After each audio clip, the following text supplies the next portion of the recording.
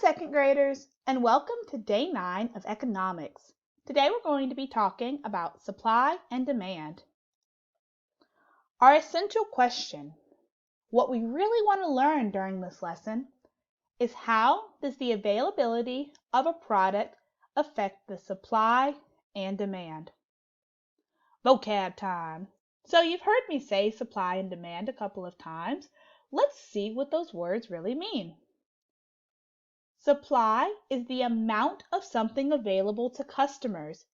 That's how much of a good or service there is to buy. For example, this grocery store has a large supply of fresh vegetables available. It has a lot of vegetables that customers can come and buy. Demand is how much consumers want something, how much they want to buy a good or service. For example, these customers are waiting for a new phone release. I bet the demand is really high for that phone because I see a lot of people in line. Let's learn a little bit more about supply and demand. Hi, this is Sam Brown here with another Wowie at the Children's Museum of Houston. We're here in Kidtropolis exploring the question, why do prices for the same thing change? Follow me. The answer lies in supply and demand. Supply is the amount of a product available to sell. Demand is the number of products people are willing to buy.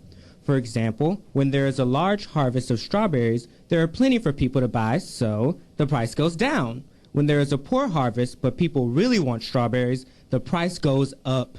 Supply and demand affects lots of prices, from the fruits and vegetables in the market. Did you hear that? When there is a large supply of something, the price tends to go down.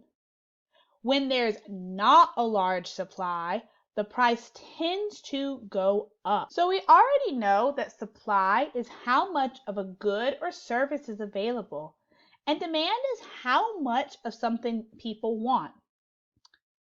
When we have enough supply to meet the demand, we say that it is available. For example, this grocery store has enough fruits available for shoppers. There's a large enough supply for anyone who wants it. On the other hand, when we don't have enough supply to meet our demand, we say that the item is scarce. That's when you start to see empty shelves. For example, store shelves that once had instant noodles like instant ramen, they're now empty after an earthquake because so many people were demanding that item, so many people went to buy it that they ran out of that supply. We actually saw this in our class, guys. At the beginning of the year, we had a ton of markers available. We had such a large supply that there was enough to meet the demand for markers. But as the year went on, what started to happen? Yeah, we started to lose markers. They started to become scarcer and scarcer because we did not have a large enough supply to meet demand. That happens in real life too. For example, because of the coronavirus, the demand for goods like toilet paper, hand sanitizer, and disinfectant wipes have increased. Producers of these goods, the people who are making these goods, have had a really hard time keeping up the supply. Because the demand was greater than the supply, many stores ran out of these goods. That's when you start to see empty shelves like this, or signs that say we are sold out of water, bath tissue, and paper towels. It can be hard to find some of these items. It's not as bad now as it used to be, but a couple weeks ago, guys, Miss Taco needed some toilet paper, and real story, I had to go to literally seven stores to find toilet paper because the demand was so high that there is very little supply. All of the shelves look like this. It's not that bad right now, but I hope it stays that way. All right, Your assignment today is going to be to go back to Google Classroom and play the Bring Home the Bacon game. Then you're going to complete the supply and demand assignment. Let's take a look at your game so you have an idea what you're doing. So when you look at your game, you can choose to turn the sound on or off.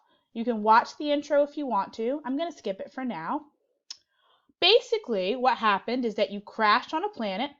You need to find some way to make money to get back to Earth. So, we are going to do that by selling bacon. You're going to make money by selling bacon. You can buy upgrades that'll help you make money even faster. You want to repair the 3 broken ship parts and try to get as many pigs home as you can. You have to use the pigs to make the bacon, so you want to try to get as many home as you can. So right now, my price of bacon is $10 and my demand is really low. My demand is low right now because you see all these people walking away. I'm not giving good enough service. I better start frying some bacon. Uh-oh, my demand is super low. Maybe if I drop my price, I'll be able to make some bacon. Let's try. Now I don't want to buy that upgrade. You might want to, but I don't want to. I'm going to try lowering my price again to see if I can get the demand up. Ooh, I think I am going to take out an ad in the paper because that'll help me have more customers. I think it might raise my demand. Let's go. Fry some bacon. Oh yeah, fry some bacon. Yes, I got a tip. My demand is getting even higher. Bacon. Uh-oh, I gotta fry some bacon. At certain times, you'll see this pop up. Once you have enough money to repair the ship, you can choose which part. I don't have enough right now, so I'm going to want to try to make enough.